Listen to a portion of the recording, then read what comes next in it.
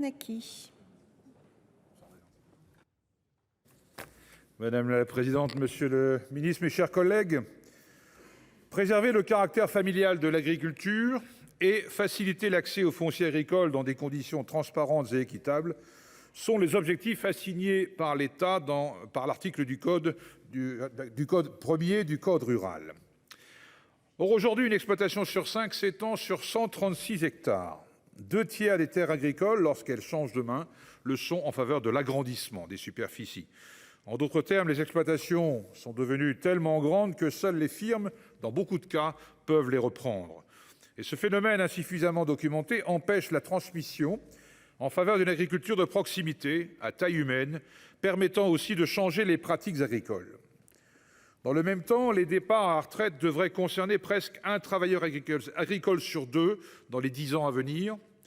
Le besoin en termes de renouvellement générationnel est énorme, effectivement. Il y a donc urgence à favoriser réellement l'installation des aspirants à l'installation, dont 60%, cela a déjà été dit, ne sont pas issus du milieu agricole. Il y a urgence à ce que notre pays parvienne enfin à suivre le cap agricole qu'il a lui-même déterminé. Cela est impératif si nous voulons la cohabitation de plusieurs modèles agricoles sur notre territoire et la survie d'un certain modèle familial. Or, face au renchérissement du prix du foncier et sa raréfaction, les textes que nous examinons depuis 2 ans ne sont pas à la hauteur des enjeux. Pire, ils étendent encore la logique de marché à ce bien commun qu'est la ressource foncière.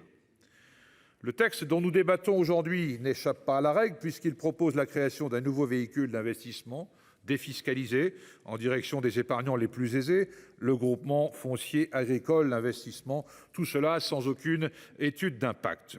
Or, dans le dispositif proposé, les terres concernées par cet instrument de portage foncier pourront être louées à tout agriculteur, quelle que soit sa superficie. Dès lors, comment être sûr qu'il ne bénéficiera pas essentiellement aux grandes structures qui pourront plus facilement accepter des loyers supérieurs à ceux des baux traditionnels, privant de terre les candidats à l'installation?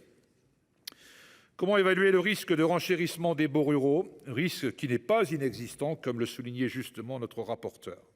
En effet, le groupement foncier agricole d'investissement est un produit financier comportant des risques et dont le détenteur recherchera un niveau de rentabilité plus important. Or, comme le souligne très justement le rapport de la commission des finances, je cite, « La maîtrise du coût du fermage et donc du foncier s'oppose à l'attractivité du foncier agricole pour les investisseurs à la recherche d'un certain niveau de rendement. » De même, ce produit dont on nous dit qu'il sera éthique n'est pas ciblé. Nous ne savons pas à qui profitera ce nouveau portage foncier, à l'installation, à l'agrandissement, au verdissement de notre agriculture. Rien dans le texte, en fait, ne le précise. S'il est vrai que chaque génération d'agriculteurs s'installe différemment que la précédente, prenons garde à ce que la terre ne devienne pas un nouveau terrain de jeu pour les fonds d'investissement, une marchandise en somme.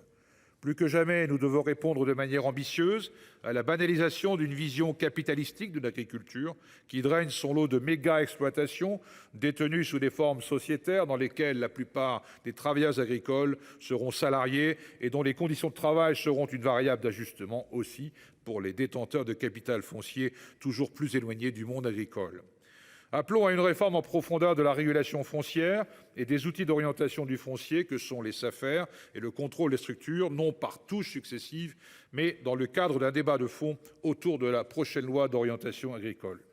C'est pourquoi nous pensons, comme de nombreuses organisations agricoles, que destiné au plus gros patrimoine cherchant à défiscaliser, le GFAI tourne le dos à la logique coopérative des GFA à la faveur d'une logique d'investissement qui risque de favoriser encore plus la dynamique de concentration des terres en cours dans les mains de certains grands groupes financiers, et ceci au détriment de l'installation des jeunes agriculteurs. Je vous remercie.